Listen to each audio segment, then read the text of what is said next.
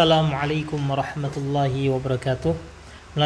Melanjutkan pembelajaran kita berkenaan dengan fi'il. Al-fi'il berdasarkan kebutuhan terhadap objek terbagi menjadi dua, ada al-fi'lul lazim dan al-fi'lul muta'addi. Kita baca.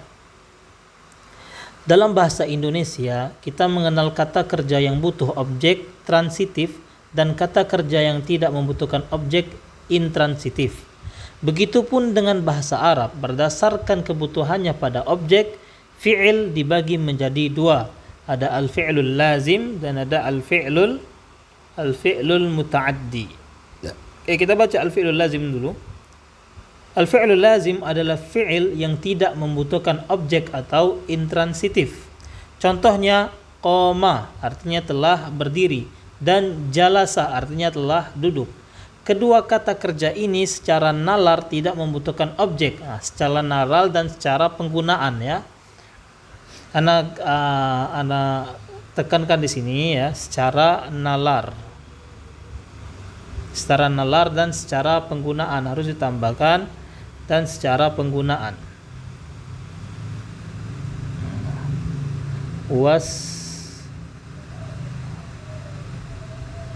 Wasti'mal dan cara penggunaannya tidak membutuhkan objek. Nanti Anda jelaskan karena ada kata-kata dalam bahasa Arab fi'il kata kerja yang dia secara nalar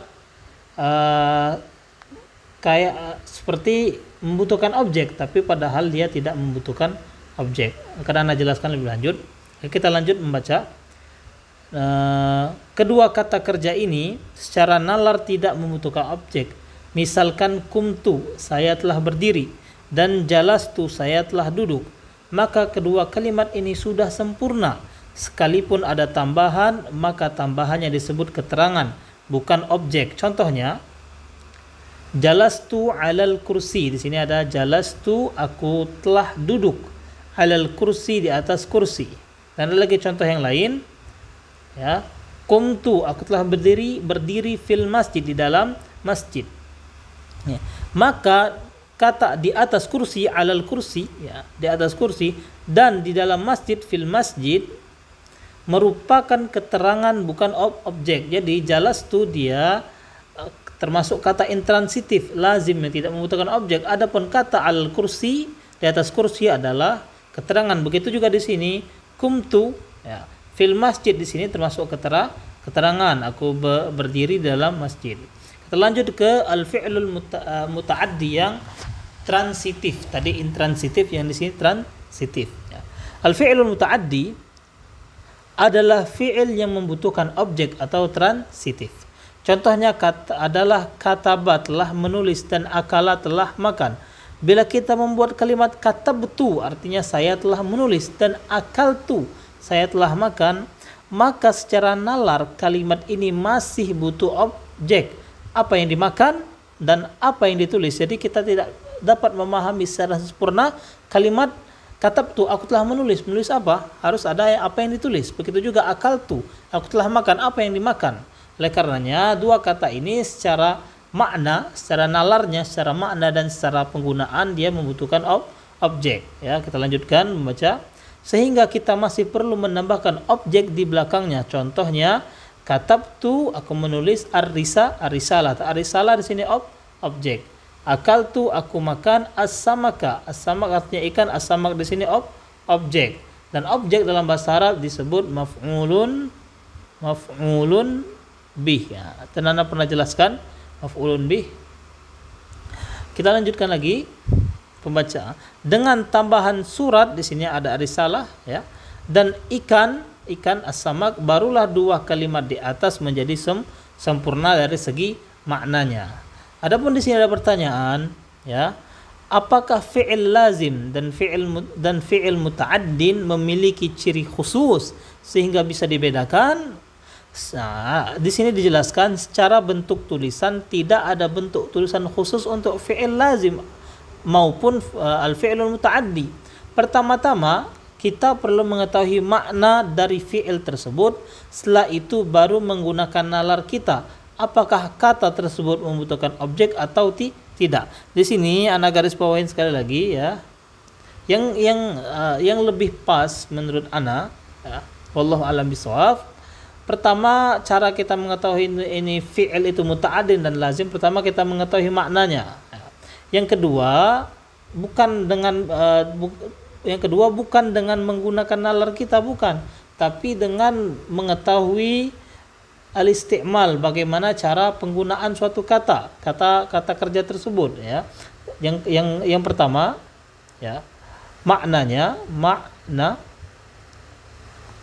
yang pertama kita harus tahu makna. Yang kedua, kita harus tahu kaifiyatus isti'mal. Kaifiyatus isti'mal. Cara penggunaan kata tersebut. Karena kenapa? Ya, karena ada kata-kata dalam bahasa Arab secara makna dia seakan-akan membutuhkan objek, seakan-akan dia termasuk al-fi'lul muta'addi yang transitif. Contoh di sini ana tulis ihtamma, semisal ihtamma. Ihtamma dalam bahasa Indonesia artinya perhatian. Ketika aku mengatakan dalam bahasa Indonesia, aku perhatian kepada kesehatanku, ya. Aku perhatian kepada kesehatanku. Kesehatan di sini dalam bahasa Indonesia disebut objek di situ. Jadi secara nalar, secara makna dia membutuhkan objek. Tetapi dalam bahasa Arab ihtamma yahtamu dia tidak membutuhkan, dia termasuk al-fi'lul lazim, bukan al-fi'lul muta'addi yang tidak membutuhkan objek. Kenapa? Karena ihtamma yahtamu itu tidak bisa bersambung langsung dengan dhamirun nasbi al-muttasil, atau tidak bisa setelah fi'il itu tidak bisa tersambung dengan objek secara langsung, ada huruf di antara keduanya. Ana tuliskan di sini agar lebih mudah dipahami. Contoh kata, ya. Ana di sini, ana, saya, ahtammu,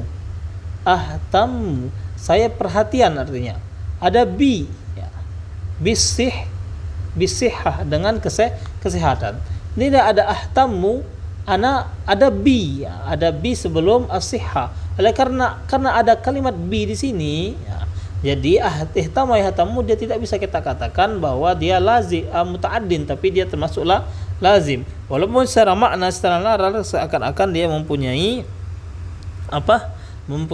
makna muta'addin. Begitu juga contoh yang lain, ista'ana, ya. Ista'ana artinya meminta pertolongan. Kalau kata dalam pakai bahasa Indonesia mengatakan aku meminta pertolongan kepada Allah. Di situ ada objeknya kepada Allah. Padahal dalam bahasa Arab ista'ana yasta'inu dia termasuk al-fi'lul lazim, bukan muta'addin.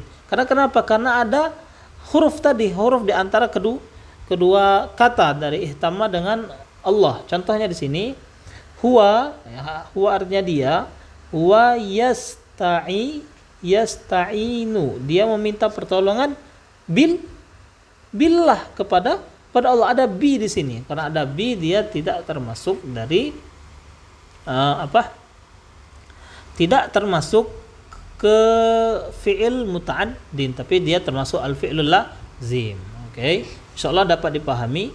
Kita lanjutkan pembacaan kita. Di sini disebutkan misal al-fi'lul muta'addi. Misalnya kata nasara artinya telah menolong, ya. Nasara artinya telah menolong. Ini oke, kita hapus dulu. Oke. Ini al-fi'lul muta'addi. Ia memiliki objek perbuatan karena perbuatan menolong itu ada yang ditolong. Namun kata dhahaba telah pergi merupakan fi'il lazim karena perbuatan pergi tidak memiliki objek perbuatan. Oke. Di sini kalau kita tulis nasara, ya. Nasara dia objeknya langsung, semisal ana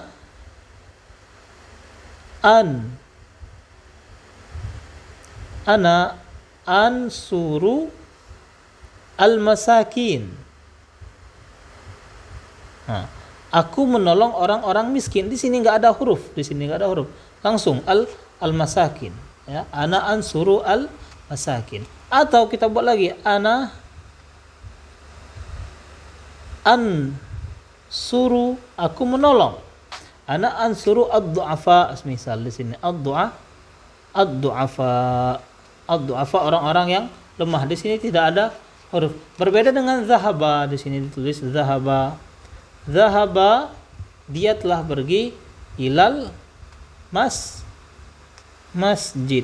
Oke, ada ila di sini. Insyaallah dapat dipahami perbedaan atau al-fi'l dari segi kebutuhannya terhadap objek dan tidak butuh terhadap objek, dan cara kita mengetahuinya, yang pertama mengetahui maknanya, yang kedua kita harus mengetahui cara penggunaannya. Oke. Barakallahu fikum.